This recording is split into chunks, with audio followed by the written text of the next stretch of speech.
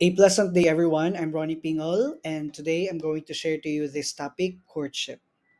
So, in this presentation, I'll be sharing what is courtship, what is traditional courtship, modern courtship, and the stages of courtship. So, what is courtship? This is a definition by Medina when it is said here a process whereby unmarried people and or their kinsmen interact for the purpose of mate selection. So it's actually between two people who would choose to interact, to meet, and that is for the purpose of selecting a mate or someone that they could be with, no, in the future. However, in this definition, makita natin that it could also be that the kinsmen or yung mga relatives, mga kamag-anak, or even parents would be the ones who would interact for these two unmarried people. And so with this definition, we can see that courtship could be something na can be carried, no, in two ways. That is, it could be by parental arrangement or by the arrangement of the couple themselves.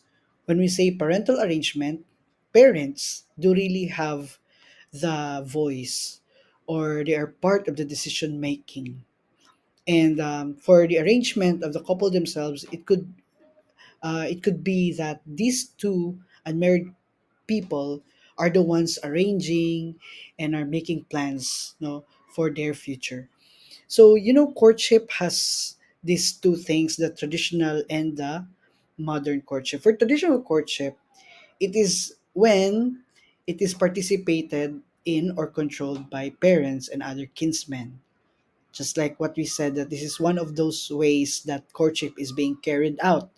And so it is controlled by parents and other kinsmen, meaning mga kamag-anak nila, no, na who would want to contribute or participate with their courtship, no, or selecting the mate. It was also mentioned by Kwa in the book, no, dating and courtship, na sometimes it could be arranged and supervised by both sets of parents. And so we have stories, no, mga stories that we have been watching in the television, but it's not only that we watch them on the television, mga novelas and that, but it is really happening, no, in real life, no, situation.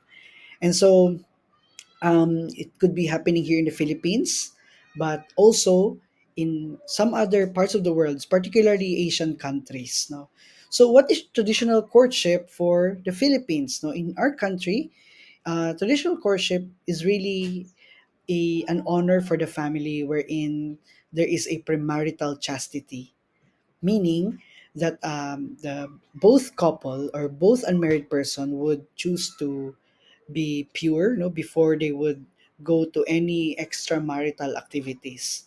So no other activities that is just only for married people ang gagawin ng dalawang tao na ito. So that is an honor for the family when they would maintain, no, yung kanilang chastity before marriage, no. So another part of traditional courtship is when a young man visits the woman in her house. So that is really one of those now we can observe even in the past, no, when a young man would really have this bravery, courage to visit the woman's house, even if could be very difficult for that young man. Suitors, no, or a suitor had to serve the family of the girl. So there is this part wherein the young man, no, the one who is doing this courtship, would really do something, no, na makikitaan ng effort on his part.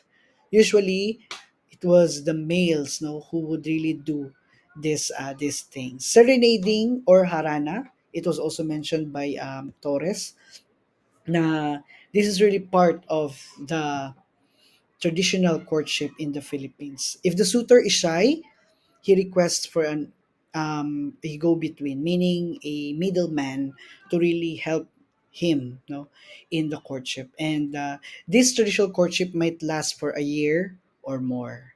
So furthermore, traditional courtship have these opportunities to interact. So how would even in the past, no, how would they interact?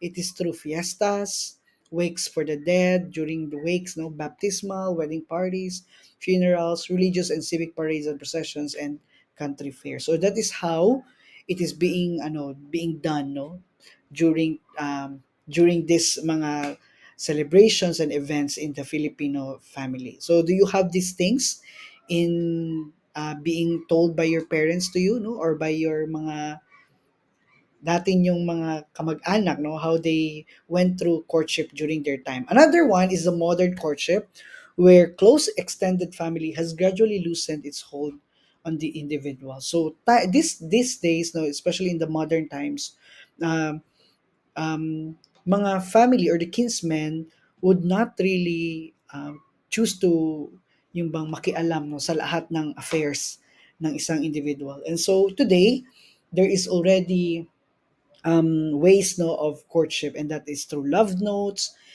gifts, flowers and chocolates. No, serenading is out of date, except in some rural areas wherein they still do serenading. May harana pa din, no, and go between is limited, no, sometimes there is no need for another person, yung bang a middleman, or yung tinatawag natin na bridge today, na mag involve pa sa pag-court, no, and then rendering services is practically non-existent. Sometimes wala na yung parang sobrang mag-effort na ipakita sa pagmagulang, ganun. So there are really changes. So there are opportunities to interact, with modern courtship. It could be in schools, mga parties. It was mentioned by Benocritis, no, sometimes yung mga hanging out has been yung bang common na, no, for modern courtship, picnics and other social gatherings, and sometimes there are meetings with in restaurants, movie houses, and malls or at work. So today I would like also to add that it doesn't really need face to face, no, for modern courtship in this time, no, today. According to Regala, Sarabia, and Mapo, they mentioned that since pandemic had started, dating publicly has been prohibited. We know that, people cannot go out and do so many activities in person. But then, um, online dating is already the thing, no? And so, in the past, single people may have met potential dates, mostly through family and friends or colleagues. But these days, people can increase their dating choices exponentially via online dating. So we have these mga dating apps today, no? Sometimes the social media has been used like Facebook, Twitter, Instagram, Tinder, and there are these mga apps like Blued, Grinder, and other mga dating apps that has been used, no? And this is really now being used by people in the modern courtship. So today, no, yan na yung very common. So there are stages of courtship, dating, going steady, and engagement. For dating, this is a system where a man and woman would agree to see a movie. This is movie, okay?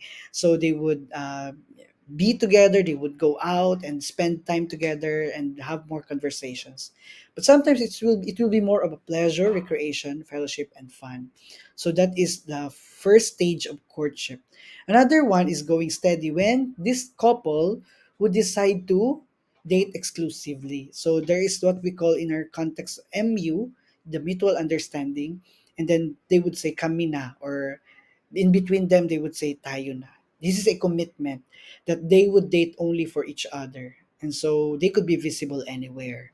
And lastly is the engagement, and this is the stage of courtship wherein the couple commits themselves to marriage. So sometimes it is publicly announced, no, sometimes we have this mga engagement na mga um, activities wherein they would show other people in the social media and others, no, wherein they publicly announce that they are now getting married in the future, and so a date, no, would be set, no, for marriage. So a young man and woman have developed greater involvement with and deeper attachment to each other. So this is very important in contemporary family life subject, because this is part of where a person would engage into a deeper commitment and a deeper relationship with another person before going through marriage.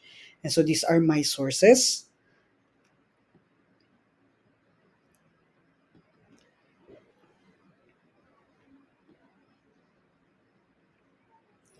Thank you so much for listening. God bless us all.